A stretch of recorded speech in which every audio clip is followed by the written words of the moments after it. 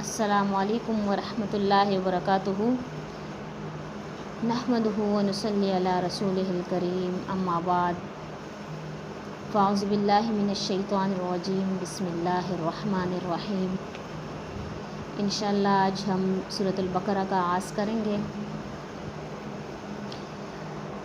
ربی اشرح لی صدری ویسر لی امری واحلل عقدۃ من لسانی یفقہوا قولی۔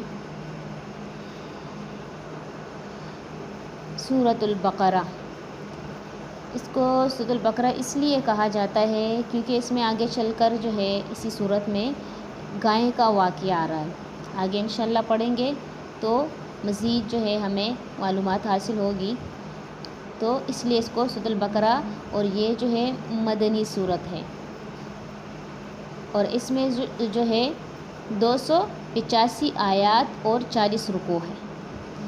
اس صورت کی فضیلت یہ ہے کہ جس گھر میں سورۃ البقرہ کی تلاوت کی جاتی ہے تو اس گھر سے شیطان بھاگ جاتا ہے، مطلب یہ اس کی بہت اہم فضیلت ہے۔ تو جس گھر میں سورۃ البقرہ پڑھی جاتی ہے، اس کی تلاوت کی جاتی ہے، تو اس گھر میں شیطان داخل نہیں ہوتا۔ اور دوسری بات جو ہے جادو کے لیے اور اس کے علاوہ اور نظر بد کے لیے اس کو پڑھنا بہت افضل ہے۔ بسم اللہ الرحمن الرحیم، اللہ کے نام سے شروع کرتی ہوں جو بڑا مہربان نہایت رحم والا ہے۔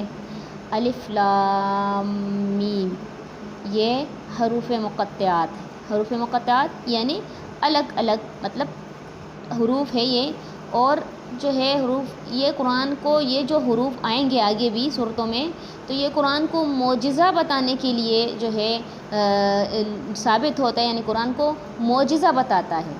تو یہ حروف مقطعات ہے، اور جو ہے اس کے معنی اور مفہوم اللہ کو پتہ ہے۔ ذالک الکتاب لا ریب فیہ، یہ وہ کتاب ہے لا ریب فیہ یعنی اس میں کوئی شک نہیں۔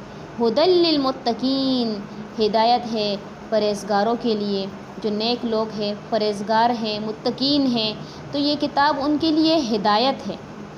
تو یعنی یہاں سے اس بات کا جو ہے ثبوت ملتا ہے کہ اس کتاب میں کوئی شک نہیں، یعنی یہ اللہ کی طرف سے نازل کردہ کتاب ہے، تو اس میں کوئی شک نہیں ہے کہ یہ اللہ کی طرف سے نازل کردہ کتاب نہیں ہے۔ اس سے آگے جو ہے آئیں گے جو مشرکین اور باقی لوگ قرآن پاک کی ان آیات کا جو ہے مذاق اڑاتے ہیں، اور پھر آپ صلی اللہ علیہ وسلم کا بھی مذاق اڑاتے ہیں اور کہتے ہیں کہ یہ تو انہوں نے اپنی طرف سے اس کتاب کو جو ہے بنایا ہوا ہے۔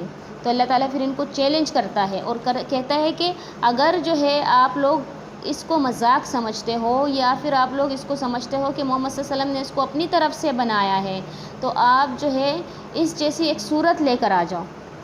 تو بعض آیات پھر بعض جگہ پر اللہ تعالیٰ نے مزید چیلنج کیا اور کہا کہ اگر آپ لوگ کہتے ہو کہ یہ کتاب اپنی طرف سے گڑھی ہوئی کتاب ہے، اپنی طرف سے آپ صلی اللہ علیہ وسلم نے اس کو بنایا ہے، تو آپ 10 آیات لے آؤ۔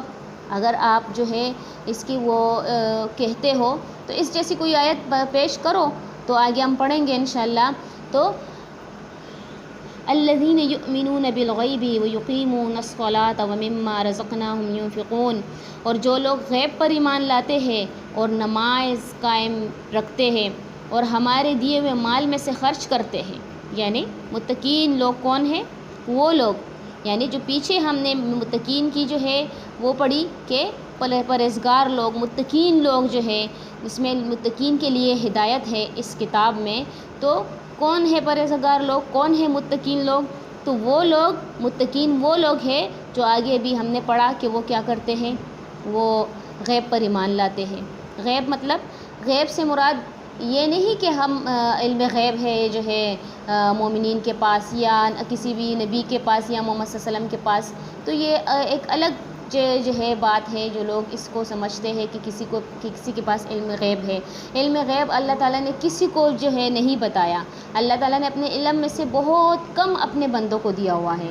تو یہاں پر غیب سے مراد یہ ہے کہ ہم نے اللہ کو نہیں دیکھا، ہم نے انبیاء کو نہیں دیکھا جو گزر چکے ہیں، ہم نے محمد صلی اللہ علیہ وسلم کو نہیں دیکھا، ہم نے جنت کو نہیں دیکھا، ہم نے جہنم کو نہیں دیکھا، تو لیکن ہمارا ایمان ہے. ہم نے فرشتوں کو نہیں دیکھا لیکن ہمارا ایمان ہے کہ اللہ ہے، آخرت بھی قیامت ہے، قیامت بھی آئے گی، یعنی آخرت کی بھی زندگی ہے، یعنی ہمارا ایمان ہے. مومن اس چیز پر ایمان رکھتے ہیں اور کیا کرتے ہیں، نماز کی پابندی کرتے ہیں.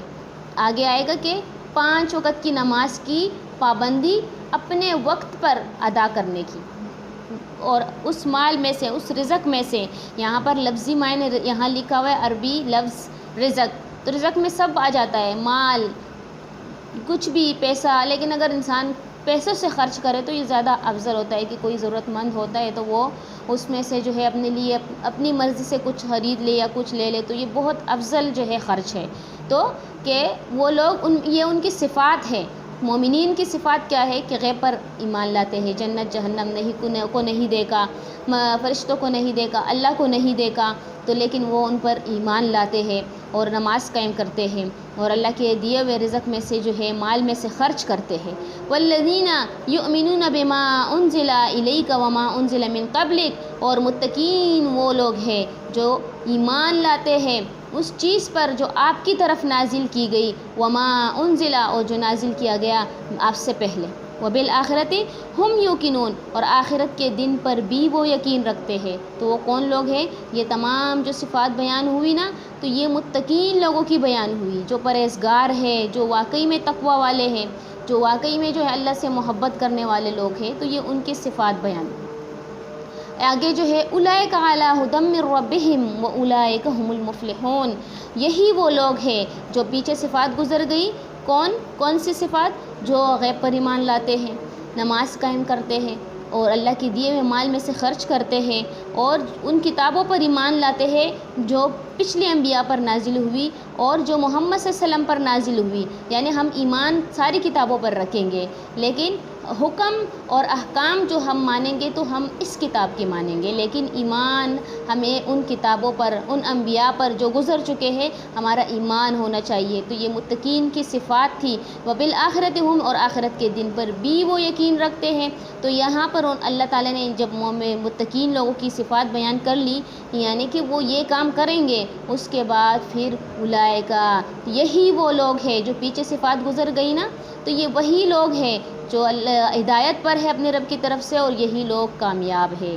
تو یہ ان کے لیے کامیابی ہے. تو جب اللہ نے کہہ دیا کہ یہ صفات جن بندے میں پائی جائیں گی تو وہ کامیاب ہے، اس کے لیے فلاح ہے آخرت کی. تو آج تک کا ہمارا سبق انشاءاللہ اتنا ہے، کل سے ہم مزید وہ کریں گے. واخر الدعوانا ان الحمد للہ رب العالمین. السلام